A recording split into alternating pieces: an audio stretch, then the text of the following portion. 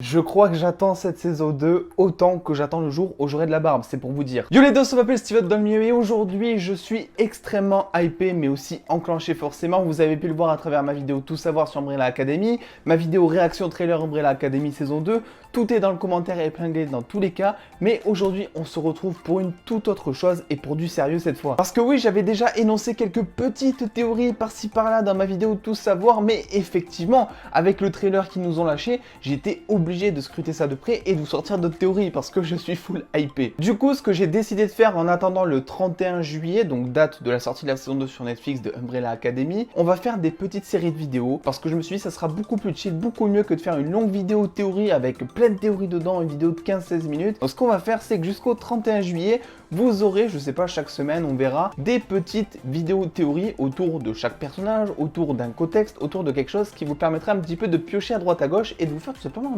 kiffer. Donc évidemment, le petit bouton abonnement, la petite cloche aussi pour rien rater de tout ça et c'est parti. Aujourd'hui, on va se concentrer sur le personnage que l'on a vu donc dans le trailer, le bocal à poisson ou mystérieux, vous l'appelez comme vous voulez. Parce que oui, même si on l'aperçoit 2-3 fois juste dans le trailer, faut savoir que le personnage dont je vais vous parler et que je vais vous présenter, c'est un personnage que les fans de comics connaissent beaucoup. Et je peux même vous dire que ça sera un personnage entre guillemets récurrent dans la saison 2 et qu'il sera lié à l'intrigue principale. On va développer tout ça bien entendu. Déjà, commençons avec la base. Il s'appelle donc Spunkin Goldfish si je le dis bien. Mais effectivement, on le connaît mieux avec un nom qui est bien mieux prononçable cette fois, donc Carmichael dans les comics. Rappelez-vous, dans la saison 1, on avait donc l'agence qui se chargeait en gros de surveiller tous les problèmes liés à l'espace et au temps et qui justement envoyait des agents pour régler tout ça dès qu'il y avait quelqu'un qui devait être mort et qui était vivant ou quelqu'un qui était mort et qui devait être vivant, vous avez compris. Celle qui était à la tête de tout ça, c'était donc la gardienne que l'on avait en saison 1. Il faut savoir que ce personnage donc de la gardienne, qui est d'ailleurs au passage mort d'une balle dans la tête par Hazel si vous vous rappelez bien en fin de saison 1, n'existe tout simplement pas dans les comics et que c'est ce personnage, je montre ça mais il n'y a rien derrière, qui est en fait entre guillemets le leader de l'agence, parce que l'agence s'appelle comme ça dans la série mais c'est pas vraiment son nom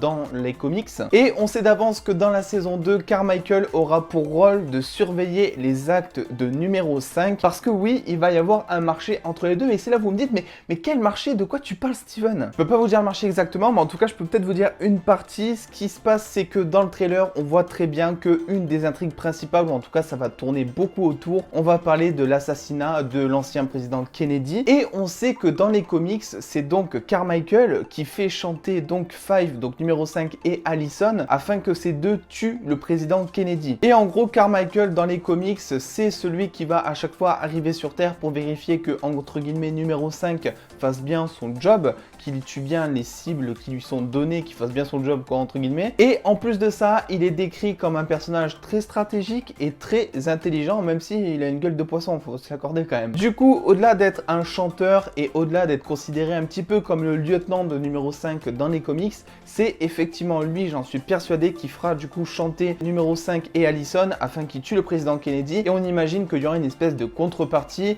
et que en échange, ils obtiendront peut-être la sécurité de la famille ou peut-être, ça m'étonnerait parce que c'est énorme, mais l'annulation de la fin du monde qui devrait avoir lieu encore une fois dans la saison 2. Petit point physique parce que évidemment on peut pas vraiment passer à côté de ça, je pense. Il s'agit effectivement d'un bocal à poisson sur un espèce de corps un petit peu humanoïde avec des mains d'humain. Voilà. Et d'ailleurs numéro 5 a la gentillesse, vous vous en doutez, de le décrire comme étant un poisson qui parle. Et du coup, entre nous, le petit pouce bleu si jamais toi aussi t'as pensé à Mysterio en le voyant dans le trailer. Hein. Vraiment trop hâte en tout cas d'en savoir plus sur ce personnage qui a l'air vraiment très charismatique et on voit clairement que ce soit à travers son personnage ou à travers les scènes qui ont été montrées justement dans ce trailer que Netflix, niveau budget, ils ont donné beaucoup plus, je pense, au showrunner afin de réaliser la série. Parce que déjà, on a un Carmichael qui est en full CGI, entre guillemets, même si c'est que la tête. On a des explosions de partout, il y a des portails de partout, il y a de la mise en scène qui a l'air juste insane. J'ai vraiment trop hâte de voir ça. Par contre, du coup, ce qui me chagrine un petit peu pour l'instant, même si j'imagine qu'il y aura des nuances qui seront apportées, c'est que le pitch vraiment ressemble énormément, genre limite point par point,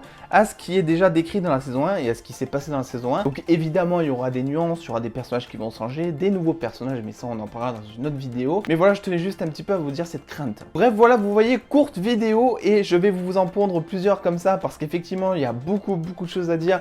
On remarque très vite que quand on regarde le trailer un peu plus attentivement, il y a des petits indices qui nous sont donnés par-ci par-là. Et honnêtement, j'ai trop hâte de vous partager ça dans ces prochains jours, dans ces prochaines semaines. Donc veillez bien sûr à être actif sur la chaîne, mais ça vous l'êtes déjà, donc c'est cool. Et à me suivre aussi sur les réseaux sociaux parce que vous serez au courant un petit peu de tout ce qui sortira sur la chaîne, vu qu'il n'y a pas que du Umbrella Academy qui va sortir évidemment. Je remercie tous les dos ayant contribué au visionnage des dernières pubs sur mon Utip. Et en attendant, comme d'habitude les dos, prenez soin de vous. Des bisous les dos.